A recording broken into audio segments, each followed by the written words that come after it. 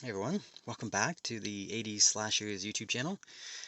This video we're going to continue with the little countdown series of ranking all of the Halloween films within the franchise. And in this video we've gotten to number 5 on the ranking, so we're getting close, we're getting up there. Um, Now, yeah, these are the we're getting to the films. Like I said, I mentioned it last time when we talked about number 6 on the rankings. These are the films that I like. I am starting to like all of these films, which it's about half of them to be honest. So, this franchise is pretty hit and miss for me, but yeah, we're finally in the ones that I just genuinely like. If you haven't been following the series, I'll do a little rundown of where we're at. Within the ranking. So coming at number 12, I had Rob Zombie's Halloween 2. Number 11, Halloween Resurrection. Number 10, Halloween 6, The Curse of Michael Myers. Number 9, Halloween 5, The Revenge of Michael Myers. Number 8, Rob Zombie's Halloween. Number 7, Halloween Kills. And number 6, we had Halloween 4, The Return of Michael Myers. So yeah, so now we're at number 5. So let's go ahead and let's take a look at what we have.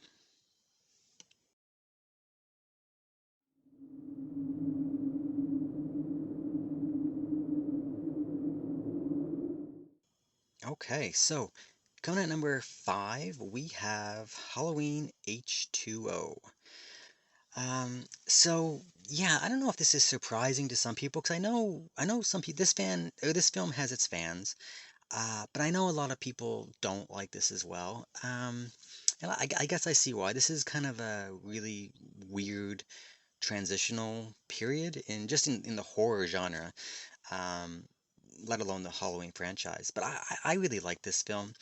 This is like, again, this is like the Scream, I Know What You Did Last Summer, kind of like that 1996 through early 2000s revival of like the horror. Like there wasn't much going on in the horror genre, and especially the slasher genre. And Scream came out in 96 and it kind of just revitalized everything. Did really well.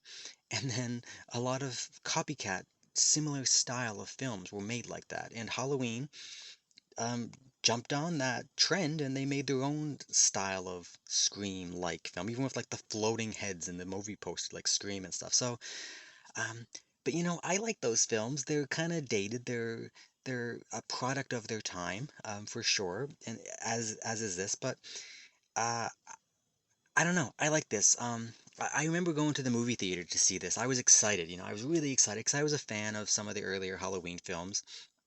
And it had been a while since we got a new film, and the last couple were not great in my opinion. So when this came out, you getting Jamie Lee Curtis back. This was exciting. This was a big deal, and I just maybe it's part nostalgia, but I really I like this film. It's the glossy, teenager shine of the Scream era. It's more about the pretty kids, and you put in LL Cool J, some like, popular musician kind of like a lot of the films did this at that time just to bring in people, I guess. I don't know, but for me this film worked. It worked as a Halloween film. The story was good. We got to see Jamie Lee Curtis kind of like rebooted, like dealing with her trauma from her earlier experiences from parts 1 and 2. You kind of skip over all the nonsense of parts 4, 5, and 6, and it's kind of like a refresh. And I like that about that. It just kind of like it just kind of give it a new, a fresh coat of paint. And at this time, for me, it worked really well. Um, I liked the setting. I liked the tone. The Michael was pretty good. There was again, the mask is terrible, but whatever. That's kind of a trend with these. Um, you know, late 80s, 90s type of Halloween films. They can never get the mask right, it seemed. It looked really weird in this one. But besides that, the Michael was good. There was some good kills. There's some good chase sequences. Good acting. It's a strong cast. Like all these actors are really good. LL Cool J is a good actor. Josh Hartnett, Michelle Williams, Jamie Lee Curtis. Um, yeah, this is good, man. It just has that glossy, Scream vibe to it. Which, again, if you like those movies, which I do, that it works. So Yeah, I don't know. I've always liked H2O.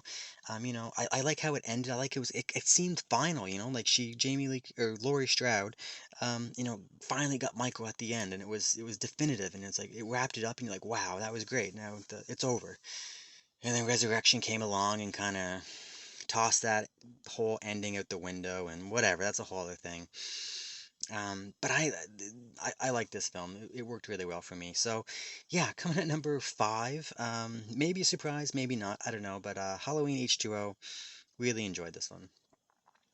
All right, so yeah, that's it for that one. So stay tuned. Up next we have number four on the ranking. So that should be up the next day or two. So hopefully you guys tune in for that. And until then, all right, see ya.